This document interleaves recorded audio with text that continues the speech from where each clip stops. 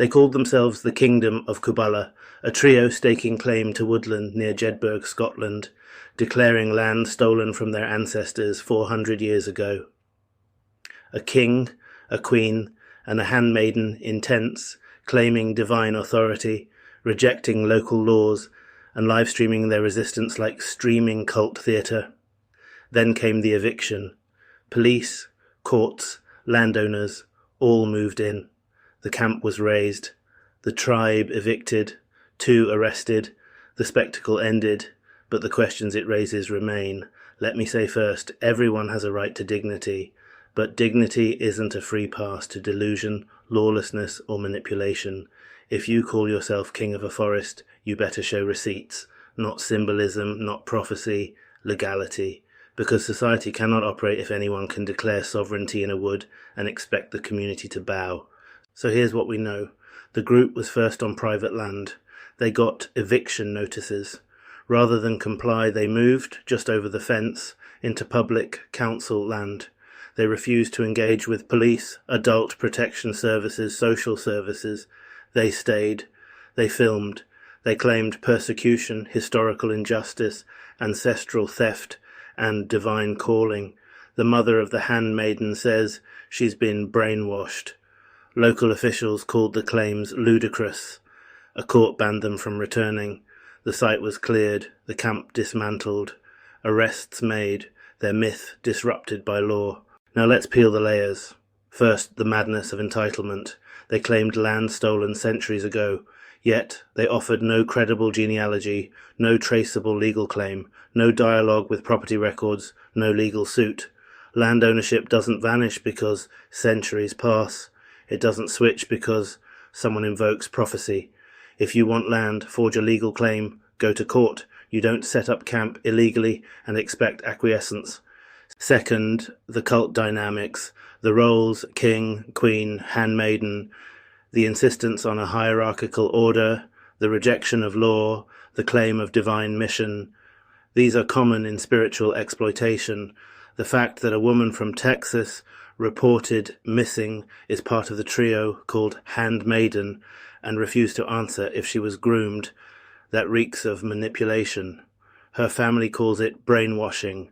If a group encourages people to abandon legal identity, isolate them in wild places, separate them from loved ones, and demand obedience to a sovereign personality, alarm bells should ring.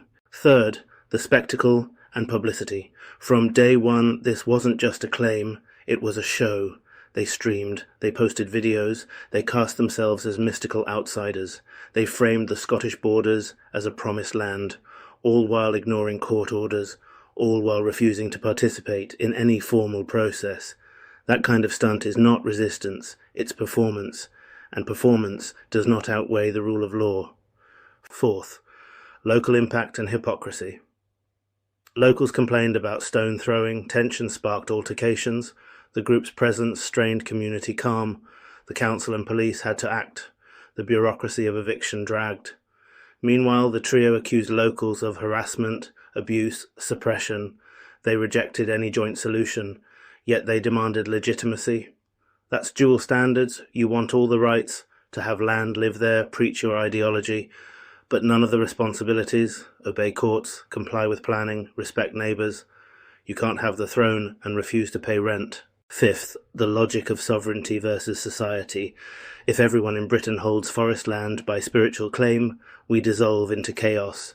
If I say I'm king of my backyard because my ancestors were gardeners, you can't argue with cosmic justice, but you'll still get evicted. Legal structure, public order, property rights, civic institutions, these are the scaffolding that keeps communities alive. One person declaring themselves a deity doesn't override that scaffolding. And let me hit a bit of satire. Imagine if every eccentric recluse with internet followers decided to march into a wood and declare sovereignty. I am king of Mount Pleasant, for I am descended from cosmic daisies. Everyone would laugh, and rightly so. But when these three do it with a religious veneer, some people whisper, let's negotiate. No.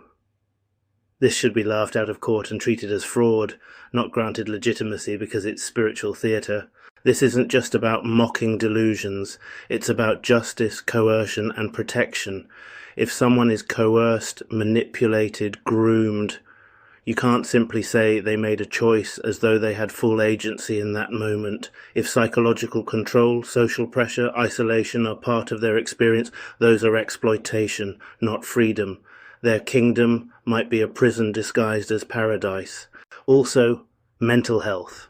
Some of their statements, rejecting laws, invoking prophecy, assigning cosmic ownership, suggest delusion or belief extreme enough to require intervention.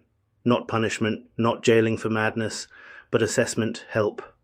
If someone believes the forest speaks to them, fine. But they don't get to break eviction laws while doing it. The law must act compassionately, but firmly. Here's my conclusion. I support clearing the camp. I support the arrests. I side with law, not castle in the woods delusions, but I demand care. Deprogramming, social services, psychological support, investigation into possible grooming or coercion. Let justice be merciful where merited, ruthless where deception is weaponized. Let this be a lesson. Britain cannot let legal order be toyed with in the name of spiritual fantasizing. If you want legitimacy, go through legitimate channels. Don't skip courts because your claim is mystical. Don't stream your rebellion while ignoring the rule of law. Don't exploit vulnerable people in your orbit under the banner of prophecy. And to public audiences, yes, this is weird. Weird doesn't equal malicious, but it is exploitative. It is destabilizing. It's a carnival of claims.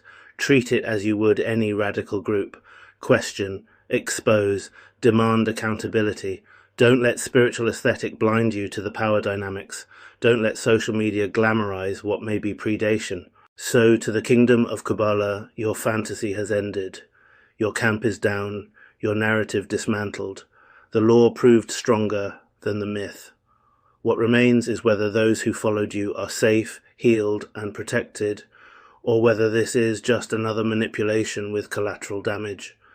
Let no future kingdoms think Scotland's woods are blank canvases for spiritual coups.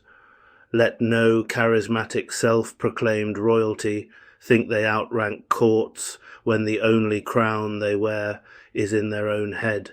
Let the state act with clarity. Authority is not optional. Doctrines are not exemptions.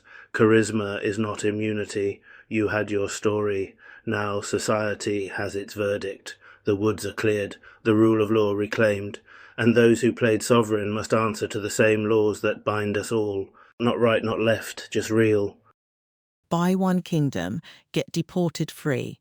Limited time offer, 50% off, until the police arrive. Sponsored by Sovereign Squatters. Declare your kingdom, get evicted fast, as seen in Scotland.